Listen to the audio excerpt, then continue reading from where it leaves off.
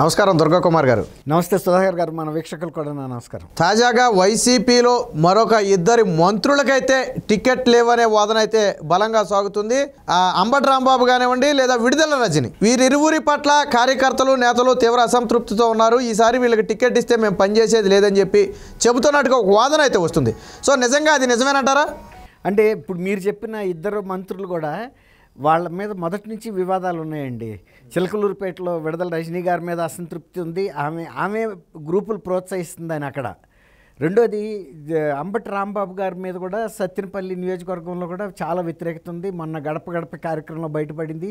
అంతకుముందు కూడా చాలా పంచాయతీలు పెట్టి తర్వాత ప్రభుత్వం నుంచి నష్టపరిహారం వచ్చిన వాళ్ళకి కానీ లేకపోతే లబ్ధిదారులతో బెదిరించి డబ్బులు తీసుకోవడానికి మీటింగులు పెట్టడం ఇవన్నీ కూడా రచ్చకెక్కినాయండి. మీడియాలో కూడా వచ్చినాయి ఇవన్నీ ఇద్దరి మీద కూడా.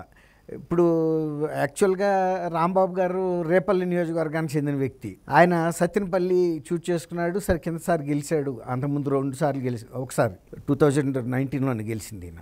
అయితే ఏంటంటే సత్తెనపల్లి అనేది చాలా పెద్ద బిజినెస్ సెంటర్ అండి.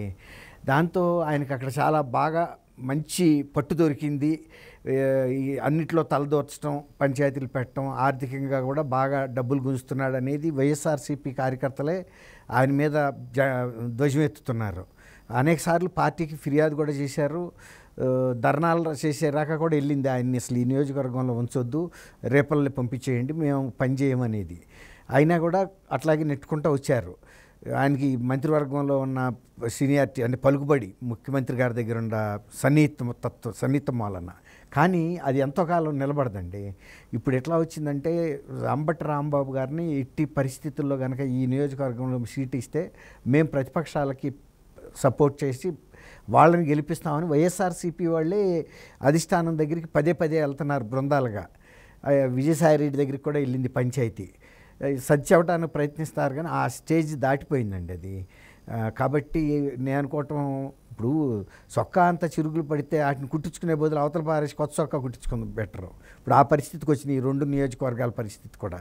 మొదటి నుంచి విడుదల రజని అసలు స్థానిక అభ్యర్థి కాదని మొదటే వాళ్ళు చెప్పారు. అయినా కూడా పార్టీ మీద ఉండే అభిమానంతో గెలిపించారు.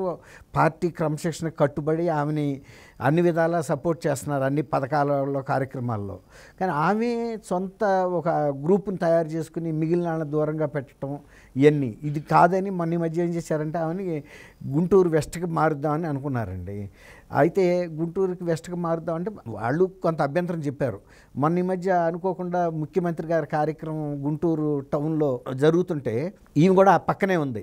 పక్కనే ఉన్నప్పుడు కార్యకర్తలని సెక్యూరిటీ వాళ్ళు దగ్గరికి రానివ్వట్లేదు. ఎవరిని కార్పొరేటర్లను కూడా దగ్గరికి రానిపోయినప్పుడు ఆమె చూస్తూనే ఉంది అక్కడ.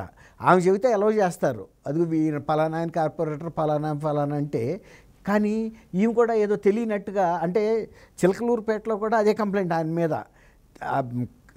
బాగా పనిచేసిన కార్యకర్తలని కిందసారి గెలుపులో ముఖ్యమైన వాళ్ళని కూడా తెలియనట్టుగా నటిస్తుందని వాళ్ళ కంప్లైంట్. అక్కడ కూడా అదే, ఇక్కడ కూడా అదే వచ్చింది. ఆమె కనీసం ఎలవ్ చేయడానికి కూడా సెక్యూరిటీ వాళ్ళకి చెప్పలేదంట. అంతకుముందులో మద్దాలగిరి గారు ఇప్పుడున్న ప్రజెంట్ ఎమ్మెల్యే వీళ్ళందరినీ కూడా ఇక్కడ టౌన్లోకి వచ్చినప్పుడు కాదు, అవసరమైతే సీఎం దగ్గరికి వెళ్ళేటప్పుడు ఎక్కడన్నా ఫంక్షన్లు అక్కడ తీసుకెళ్ళి పరిచయం చేయటం చేసేవాడంట.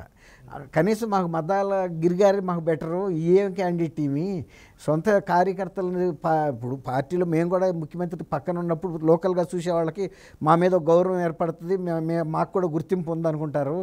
మమ్మల్ని దూరంగా పెడితే రేపెళ్ళి మేము ఓట్లు ఎట్లా అడుగుతాము, మీకే దిక్కు లేదు అక్కడ, మీరు మా పనులు ఏం చేసి పెడతారంటారు అని కార్పొరేటర్లోనూ లోకల్ లీడర్లో ఆ ఫీలింగ్ వచ్చిందండి.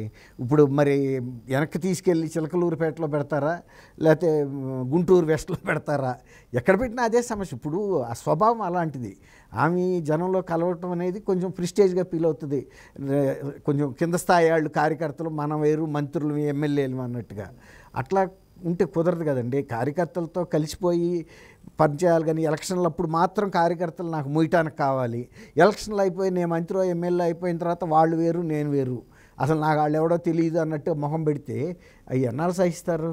అదే 2 సార్లు బెడిచి కొట్టింది. ఇప్పుడు రాంబాబు గారు కూడా వాళ్ళు డైరెక్ట్గానే చెప్తున్నారంట, ఆయన్ని రేపల్ని పంపండి, ఇక్కడికి వచ్చిన తర్వాత ఎక్కువ ఆయన పంచాయతీలు ఆర్థిక వ్యవహారాల్లో వీటిల్లో ఎక్కువ తలమునకలై ఉంటున్నాడు, బాగా సంపాదించాడని బాగా ఆయన మీద కంప్లైంట్ కూడా చేస్తున్నారు నియోజకవర్గంలో. మరి ఇప్పుడు ఈ రెండు అధిష్టానానికి అంటే మిగిలిన తలనొప్పులు ఇవ్వని కాదు, అసలు యాక్చువల్గా ప్రతి వాళ్ళ మీద వస్తుందండి. ఇప్పుడు కార్యకర్తలు ఎమ్మెల్యేస్ని ఎవరిని ఎక్కడ పెట్టాలో కూడా తెలియని పరిస్థితుల్లో అధిష్టానమే కన్ఫ్యూజన్లో ఉంది. ఎవరిని ఇటు కలిపినా తేడాగానే ఉంది. సొంత నియోజకవర్గంలోనూ ఉంచలేరు, లేకపోతే ఇంకెక్కడికన్నా తీసుకెళ్ళి పెడదామంటే అక్కడి నుంచి వ్యతిరేకత వస్తుంది. ఈ విధంగా ఎవరిని ఎక్కడ పెట్టాలో తెలియని పరిస్థితి. దీని సొల్యూషన్ ఏంటంటే అసలు మొత్తం ప్రజెంట్ సిట్టింగ్ ఎమ్మెల్యేస్ మొత్తాన్ని తీసేసి అసలు కొత్త వాళ్ళని వేసేయటం అనేది ఒక పాలసీగా పెట్టుకుంటే తప్ప ఇది పరిష్కారం దొరికేటట్టు కనపడతలేదు. ఎందుకంటే అన్ని నియోజకవర్గాల్లోనూ ఇదే పరిస్థితికి వచ్చింది. అధిష్టానాన్ని గతంలో ఖాతరు చేసేవాళ్ళు, ఇవాళ అధిష్టానాన్ని ఖాతరు చేసే పరిస్థితి లేదు. సజ్జల రామకృష్ణారెడ్డి వార్నింగ్ ఇచ్చిన రివర్స్ వార్నింగ్లు వెళ్తున్నాయి, నీ సంగతి ఏంటి చూద్దామని. కోట శ్రీధర్ రెడ్డి గారు చెప్పాడు కదా, ఇది చాలా ఓవర్ యాక్షన్ అయింది, మమ్మల్నే బెదిరిస్తున్నాడు, రా చూసుకుందాం ఎక్కడికి వస్తావు అని. ఇప్పుడు మిగిలిన వాళ్ళు కూడా అదే పరిస్థితికి వచ్చింది. అంబటి రాంబాబు విషయంలో అయితే టికెట్ ఇస్తే కుదరదు అని చెప్పి స్వయంగా కార్యకర్తలు తాడేపల్లికి వెళ్ళి మరి వినతిపత్రం ఇచ్చి నిరసన కూడా వ్యక్తం చేశారట. అవును, అదే ఇప్పుడు అంతకుముందు అక్కడ జరిగినాయి, తాడేపల్లి రాక వచ్చిందంటే ప్యాలెస్ రాక, ఇక మరి అది ఎంత తీవ్రత ఉంటే వచ్చిందో మీరు అర్థం చేసుకోండి. వాళ్ళు ఎట్టి పరిస్థితుల్లో వాళ్ళు ఇంకా వార్నింగ్ కూడా ఇచ్చారంట, ఆయన్నే కనుక మీరు కాదని పెడితే మేమందరం వెళ్ళి అపోజిషన్ పార్టీ క్యాండిడేట్కి సపోర్ట్ చేసి గెలిపిస్తాం, అది మా బాధ్యతేకా.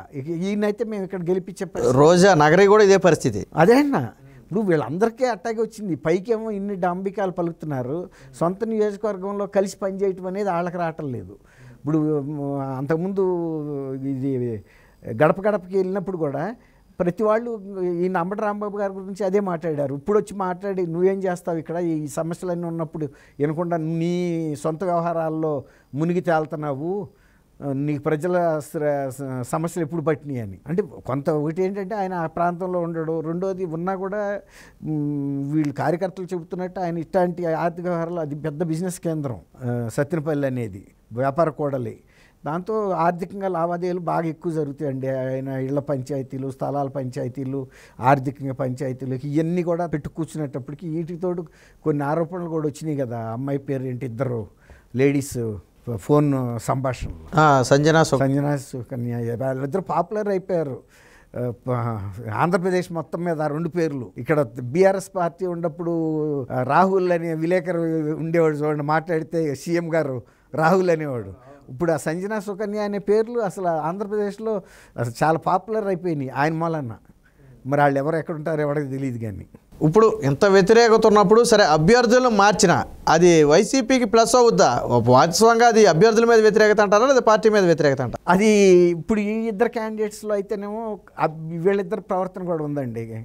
రోజా గారిది కూడా రెండు ఉన్నాయి. అదేమో అందరి మీద ఉంది. ఈ వీళ్ళల్లో ఈ వ్యక్తిగత ప్రవర్తనకు సంబంధించిన అభ్యంతరాలు కూడా ఫిర్యాదులు కానీ కార్యకర్తలు ఉన్నాయి. రోజా గారి మీద కూడా అదే పరిస్థితి. రోజా గారి మీద కూడా ఇప్పుడు ఆమె కూడా అక్కడ చాలా ఆర్థికంగా ఈ గ్రావెలు లేకపోతే శాండు ఇలాంటి వాటిలో బాగా ఇన్వాల్వ్ అయ్యి కొడుక్కి బెంజ్ కారు కొనిచ్చిందని చెప్పింది. ఆమె చెప్పింది నీ మూల నేను వివాదాల్లో ఇరుక్కున్నాను రా అని. ఎన్నో కార్లు ఉన్నాయంట, దాదాపు డజన్ కార్లు రాక. అదే అంటున్నా, ఏం ఫ్యాషన్ అని పిల్లాడు అడిగాడు కొనివ్వాలి. మన టాయ్ ఆట వస్తువు కనుక మనబోటాళ్ళ షాప్కి వెళ్తే పిల్లలు అడిగితే ఒకటి కొనిస్తాం చూసారా బొమ్మ, వాళ్ళకి అదే వీళ్ళు బెంజ్ కారు. అంటే ఇందులో రోజా తప్పు కూడా ఉంది. పిల్లవాడు కారు అడిగాడు, కాముగా కొనివ్వచ్చు. మరి ఆవిడ షోరూమ్కి వెళ్ళి అవి పట్టుకుని ఫోటోలు దిగి పిల్లవాడితో, మరి అది ఆవిడ తప్పే కదా. ఇప్పుడు రోజా ఫోటో దిగితే ఆగుద్దా సోషల్ మీడియాలోకి రాకుండా?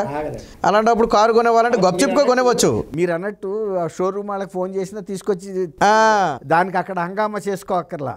ఇప్పుడు మనం మాంసం తిన్నామని బోకిలు మెడకట్టు తిరుగుతామండి. ఇప్పుడు అదే చేసింది ఆమె. ఏదో ప్రతిదానికి ఇప్పుడు అది షో ఉంది కదా, జబర్దస్త్ షో లాగా. సినిమా యాక్టర్ కాబట్టి ప్రతి దాంట్లో పబ్లిసిటీ పొందుతామని చూసింది. కానీ దాని వెనకాల వచ్చే విమర్శలు ఎట్లా ఉంటాయి అనేది ఆమెకి ఇప్పుడు తెలిసింది. ఆమెకి అంతవరకు తెలిసింది ఏంటంటే ఎంత ప్రచారం జరిగితే అంత గొప్ప అనుకుంది. కానీ అది నెగిటివ్ వెళ్ళింది. ఈమె ఇన్ని కార్లు ఉండి మళ్ళీ కొడుకు పలాంది అడిగితే కొనిచ్చిందంటే ఈ పరిస్థితి ఏంటి, ఇక్కడికి వచ్చేటప్పుడు ఆమె ఆర్థిక పరిస్థితి ఏంటి, ఇవాళ ఆర్థిక పరిస్థితి ఏంటి, ఇవన్నీ ప్రజలు కూడా గమనిస్తారు కదండి. ఇప్పుడు నగరి అనేది ఏం పెద్ద హైదరాబాద్ కాదు, ఢిల్లీ కాదు, అదో చిన్న టౌను. ఆమె వచ్చినప్పుడు ఆమె ఆర్థిక పరిస్థితి ఏ కారులో వచ్చింది, ఇంటి పరిస్థితి ఎట్లా ఉండేది అన్నీ తెలుసు. ఇవాళ ఇంత లగ్జరీగా అయిందంటే తెలుస్తుంది కదా. అట్లా ఇద్దరి మీద ఉంది, పార్టీ మీద వ్యతిరేకత, అభ్యర్థుల మీద వ్యతిరేకత.